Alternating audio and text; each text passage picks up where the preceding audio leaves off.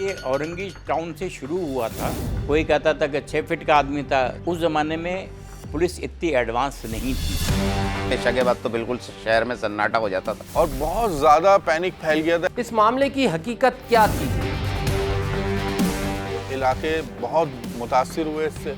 वो ऐसा क्यों कर रहे थे? छोटे बच्चों को घर से माएँ बाहर नहीं निकलने देनी थी। Crime control cell chief minister house में कायम किया था। पंजों के निशानात उनके जिस्म पर थे और इन वाकयात का 18वीं सदी में होने वाले वाकयात से क्या ताल्लुक था?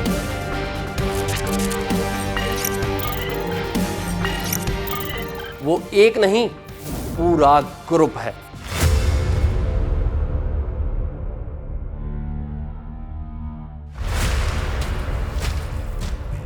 रात के 3 बजे अहमद अपने घर की छत पर सो रहा था।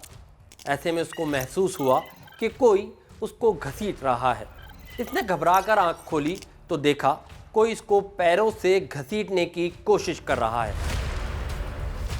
वो जोर से चिल्लाया और उस शख्स को लात मारकर छत से नीचे की तरफ भाग गया। घसीटने की कोशिश करने वाला अंधेरे में इंतहाई फुर्तीले अंदाज में छत से छलांग लगाते हुए छलावे की तरह गायब हो गया। अगले ही दिन इसी तरह का वाकया समनाबाद फेडरल बी एरिया में भी सुनाई दिया।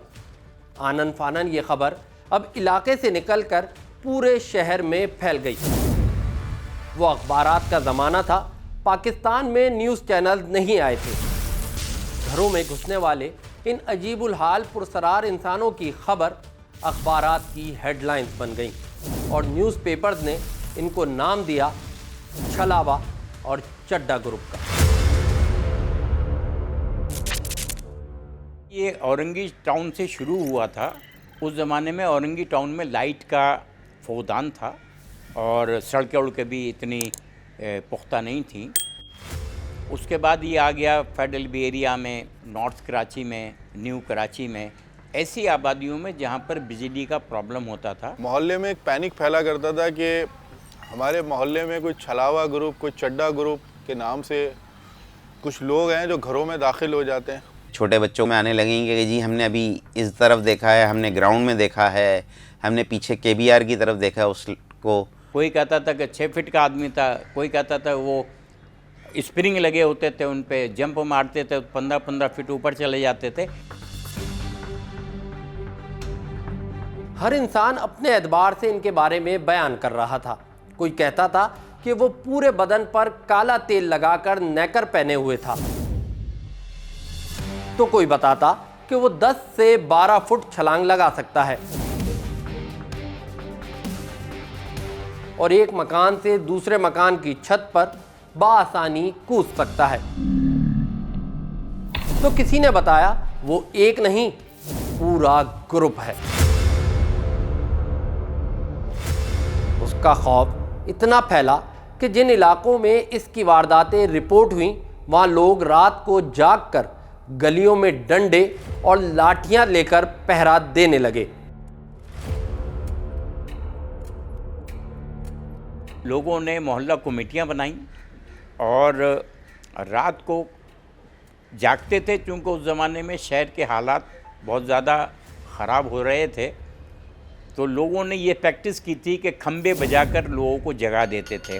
कहीं पे भी कोई किसी किस्म का शायबा होता था तो ये बड़ा कामयाब रहा तजर्बा। तो इलाके के जो मौजूदीन थे और बुज़ुर्ग थे, क्योंकि पुराना महल्ला था, सब एक दूसरे से वाकिफ़ थे, तो उन्होंने ये तय किया कि महल्ले के लड़के जो हैं वो महल्ले में अब ड्यूटी देंगे, रात के औक़ात में भी, दिन के औक़ात में भी, क्योंकि दिन में जो लोग काम पे चले जाते हैं तो ख़वातीन घर में अकेली होती हैं, तो उनके साथ कोई परेशानी का मामला ना हो। और बहुत ज़्यादा पैनिक फैल गया था। फेडरल बी एरिया, ब्लॉक 18, 19, ये सारे इलाके बहुत मुतासिर हुए इससे। जिसके बाद एक और खबर बफर जोन से आई कि किसी ने घर में घुसकर हमला किया है, जिसने हाथों और पैरों में लोहे के पंजे पहने हुए थे। लेकिन जब उसको पकड़ने की कोशिश की तो वो पकड़ ना सका, क्योंकि उसने पूरे जिस्म पर कोई चिकनी चीज़ मली हुई थी। इसी के साथ एक और खबर जिसने पूरे शहर में खौफ को मज़ीद हवा दी, और वो खबर थी नॉर्थ नाज़माबाद में नौजवान लड़की से किसी ने मुबैना ज़्यादती की कोशिश की है। और नौजवान लड़की खौफ से बेहोश हो गई, जो अब्बासी शहीद अस्पताल में ज़ेर इलाज है।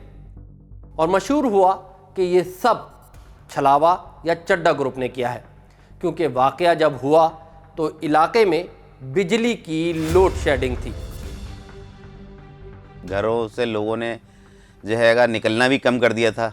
मगरिब के बाद और ख़ास तौर पे इशा के बाद तो बिल्कुल शहर में सन्नाटा हो जाता था, और हमारे इलाके में तो ख़ास तौर पे रात को तो सफ़र ऐसा था कि बस अंधेरा होना है, उसके बाद एक खौफ का पैनिक फैल जाना है पूरे मोहल्ले में। उस ज़माने में पुलिस इतनी एडवांस नहीं थी, ऑन द स्पॉट पहुंचकर ही कोई कार्रवाई कर पाती थी। महल्ले में छोटे बच्चों को घर से माएँ बाहर नहीं निकलने देनी थी, तो बच्चे भी घरों में कैद हो गए थे, स्कूलों की छुट्टियां हो जाती थी।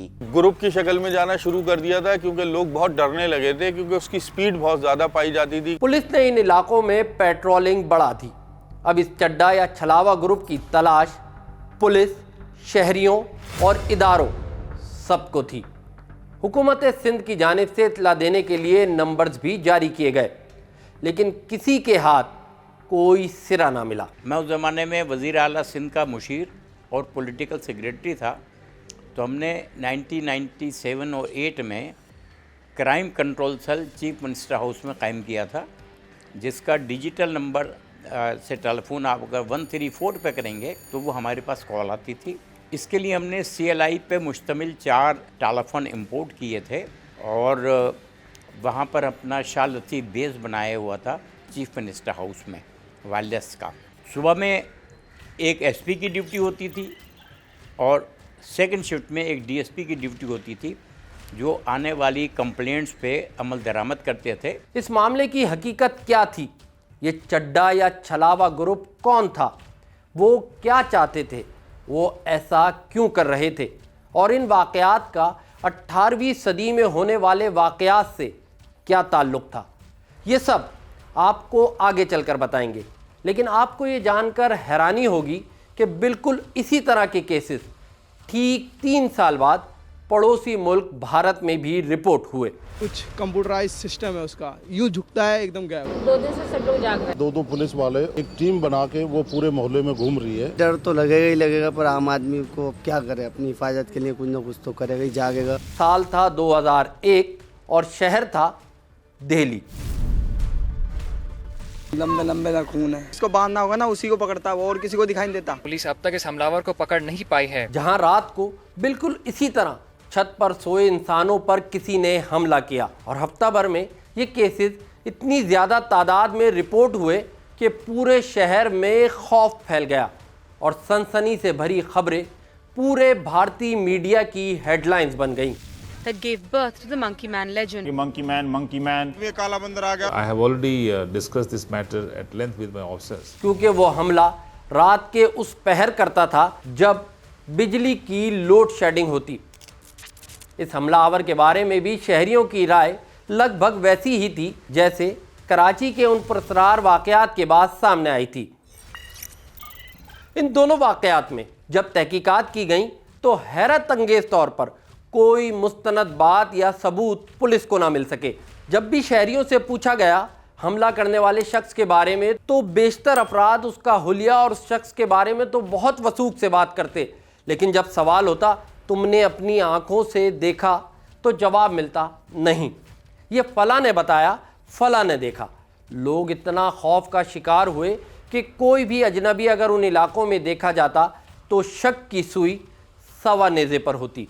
और फिर शहर में मारपीट के कई वाक़यात भी रिपोर्ट हुए, और शहरी इस शक की बुनियाद पर तशद्दुद का निशाना भी बने।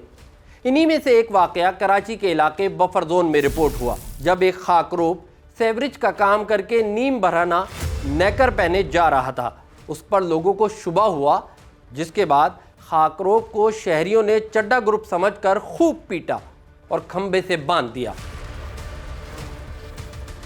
अगर उस दौर में कोई भी इलाके में मशकूक आदमी महसूस होता था कि नया आदमी है जो इलाके से वाक़फियत नहीं रखता या किसी के मखसूस घर के पते पूछ रहा है, तो उससे के बारे में लोग ज़रूर तफ्तीश करते थे कि भाई कौन आदमी है, कहाँ से आया है, क्यों आया है, क्या मिलने चाह रहा है। और फिर एक और वाक़या हुआ जब वज़ीर आला सिंध के कायम करदा क्राइम सेल पर कराची के इलाके मॉडल कॉलोनी से कॉल आई कि किसी घर में चड्डा ग्रुप घुस गया है। पुलिस पहुंची तो वो खबर झूठी निकली।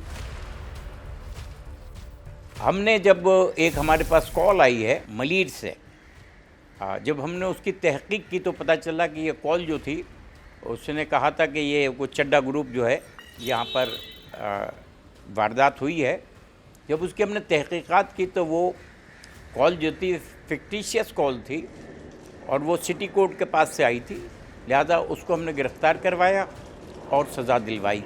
इसमें ये होता था जो फेक कॉल्स करते थे उनको हम डिटेक्ट तो कर लेते थे ना, क्योंकि हमारे पास डिजिटल टेलीफोन था और CLI थी उसमें, तो नंबर जो हमारे पास आता था उसकी बुनियाद पर हम उसको फॉलोअप कर लेते थे और पकड़ लेते थे। कराची की पुलिस की तरह दिल्ली पुलिस ने भी सख्ती की और झूठी खबर या अफवाह उड़ाने वालों के खिलाफ कार्रवाइयाँ शुरू कर दी, जिसके बाद हैरत अंगेज़ तौर पर इन दोनों शहरों में तेज़ी से ये वाक़यात रिपोर्ट होना बंद हो गए और ये दोनों केसेस मिस्ट्री बन गए।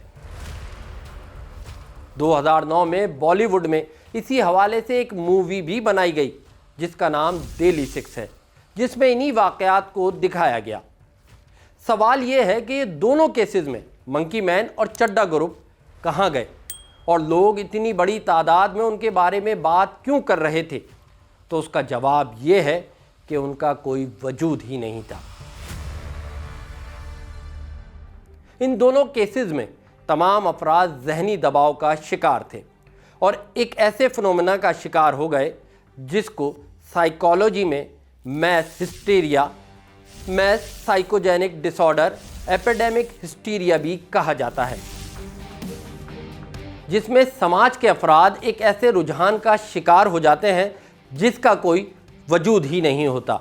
ये सब तब होता है जब इंसान इंतहाई सख्त जहनी स्ट्रेस और परेशानियों का शिकार हो, और ऐसा ही सब कुछ हुआ कराची के शहरियों के साथ। उस वक्त शहर में हालात इंतहाई ख़राब थे।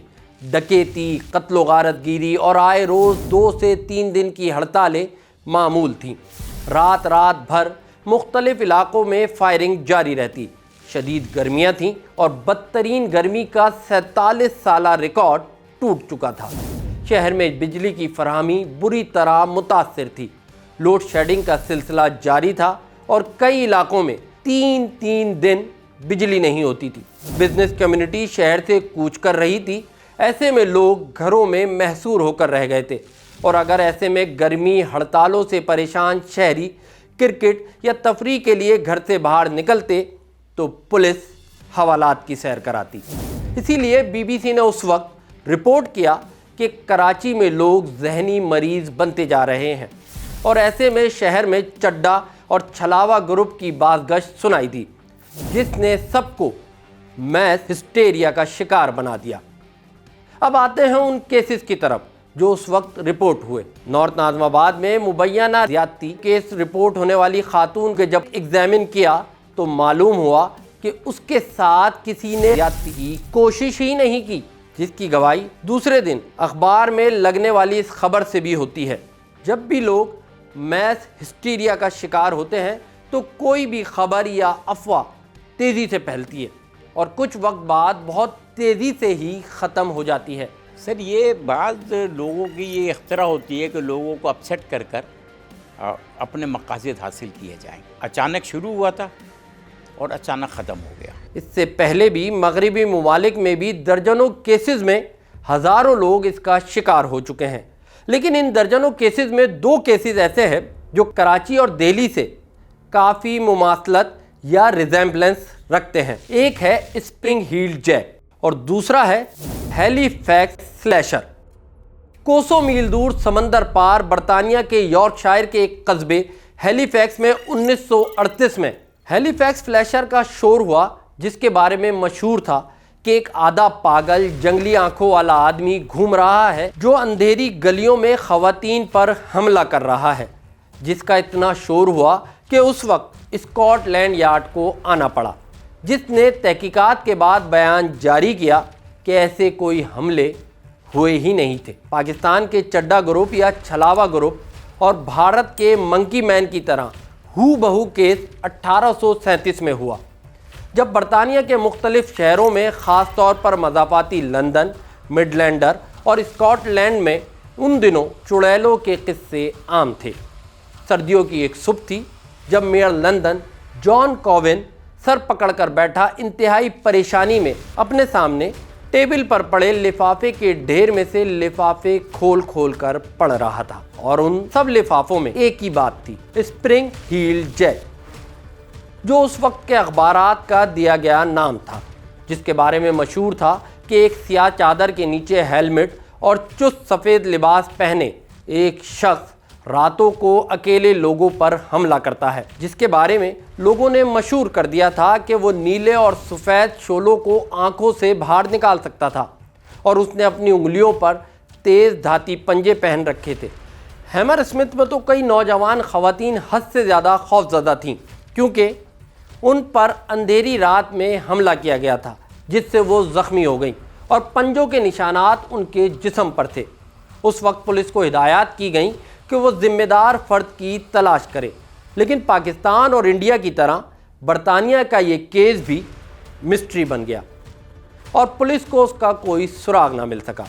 जहाँ तक उन ख़वातीन के ज़ख्मों के निशानात का ताल्लुक़ है तो वो पाकिस्तान और भारत के उन वाक़यात में ज़ख्मी होने वाले ज़ख्मों की तरह है जो अंधेरे में खौफ की हालत में भागते हुए खुद ही ज़ख्मी हो गए थे, जिन्हें उस पर गुमान हुआ कि उनको किसी ने हमला कर कर ज़ख्मी किया है। और जब इस केस को स्टडी किया गया और पता चला कि ये एक साइकोलॉजी फिनोमिना था, और फिर लंदन में स्प्रिंग हील्ड एक ऐसी कहानी बन गई जो माएँ बच्चों को डराने के लिए सुनाती कि अगर शरारत करोगे, बुरे काम करोगे तो स्प्रिंग हील्ड जैक आ जाएगा।